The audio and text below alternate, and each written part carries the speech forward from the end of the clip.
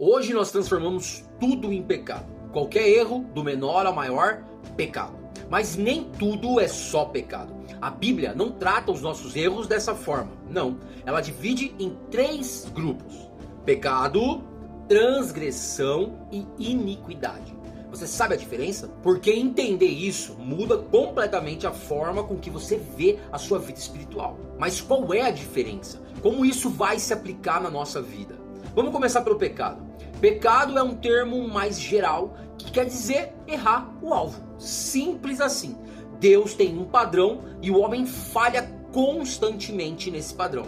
Em Romanos 3:23 está escrito: todos pecaram e destituídos estão da glória de Deus. Ou seja, pecado é tudo aquilo que separa a gente, que afasta a gente da glória de Deus. Seja um pensamento, uma atitude ou uma ação. Sabe aquele negocinho que você tem escondidinho lá no cantinho do coração? Aquele orgulho, aquela mentirinha, aquela falta de perdão, aquela maldadezinha no coração? Pecado. É muito importante que você entenda isso, para que você possa saber qual é o seu lugar. Pecador. Recentemente eu vi um vídeo de uma igreja, se eu não me engano, em Santa Catarina, que a igreja ensina e os membros repetem isso, eles dizem isso, que eles não são mais pecadores. Tá errado. Todo homem ou mulher que caminha na terra é pecador. O que acontece agora, cristão, é que você, se você está em Cristo Jesus, você é livre. Você já não é mais escravo do pecado. E para você que é o santo dos santos, que diz, eu não peco, parece que não, mas tem muita gente que pensa dessa forma. Vou falar uma coisa pra você: se você tentar passar um único dia sem pecar, você vai falhar. Você não vai conseguir. Se eu falar, vou sentar aqui no sofá e vou ficar o dia todinho aqui no sofá sentado sem fazer nada, pra não ter o perigo de pecar, só aí eu já tô pecando. E para você entender melhor essa questão, em Tiago no capítulo 4, versículo 17 está escrito: aquele pois que sabe fazer o bem e não faz, comete pecado. Então o pecado não é só fazer o mal, mas também é deixar de fazer o bem. Você entende como você encaixa nessa situação? Enquanto você estiver aqui, você vai pecar, porque é isso que nós somos, pecadores. Mas isso não te impede de se aproximar de Deus. O pecado exige de você 2 coisas: confissão e perdão, todos os dias na sua oração. Depois do pecado vem a transgressão. Mas o que é transgressão? Transgressão é quando nós ultrapassamos o limite conhecido. Nós sabemos que existe um limite e mesmo assim a gente vai lá e ultrapassa. Transgressão é o pecado com consciência. É uma rebeldia declarada. Sabe quando você diz, eu sei que é errado, mas mesmo assim eu vou fazer? Transgressão. Um exemplo prático de transgressão, a primeira de todas as transgressões, Adão e Eva. Deus diz, não coma. Mesmo assim, sabendo que não era para comer, eles vão lá e comem. A transgressão viola uma ordem direta. Muita gente cai não por fraqueza, mas cai porque brinca com o pecado, passa do limite achando que não vai dar em nada, e é aí que a gente se lasca.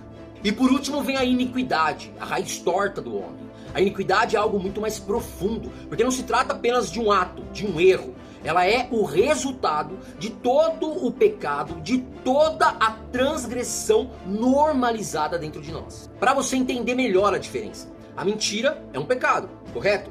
Mas uma vida toda baseada em mentiras, em manipulação e engano, isso é iniquidade. Quando eu digo que tem algo errado dentro de mim, que sempre me leva a uma determinada prática, crente, isso é uma luz enorme piscando na sua cabeça e dizendo, a iniquidade ainda está enraizada em você, pois as minhas iniquidades subiram para a minha cabeça. Como um fardo pesado, elas são pesadas demais para mim. Nesse salmo, Davi não está falando de um simples deslize. Ele está falando de um peso espiritual profundo.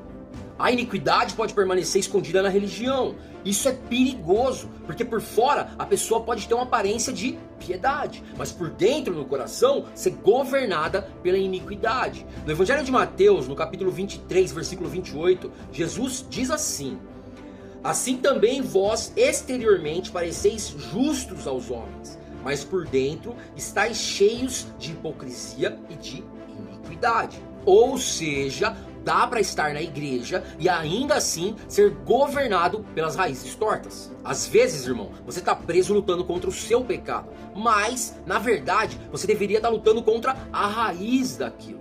Deus dá uma solução pra gente. Se confessarmos os nossos pecados, Ele é fiel e justo para nos perdoar os pecados e nos purificar de toda a injustiça. Tem gente que só pede perdão pelo pecado, mas continua alimentando a transgressão e nunca trata a iniquidade. Mas Deus não quer que você apenas deixe de errar. Ele quer tratar a sua raiz, porque o evangelho é isso, irmão. O evangelho não é maquiagem, é vida nova. Irmão, eu vou te fazer uma pergunta. Você está lidando apenas com o fruto, com o pecado? Ou você está permitindo que Deus arranque as raízes? Se essa mensagem falou com você, compartilha ela com alguém. Vigia, crente, e que o Papai do Céu te abençoe sempre.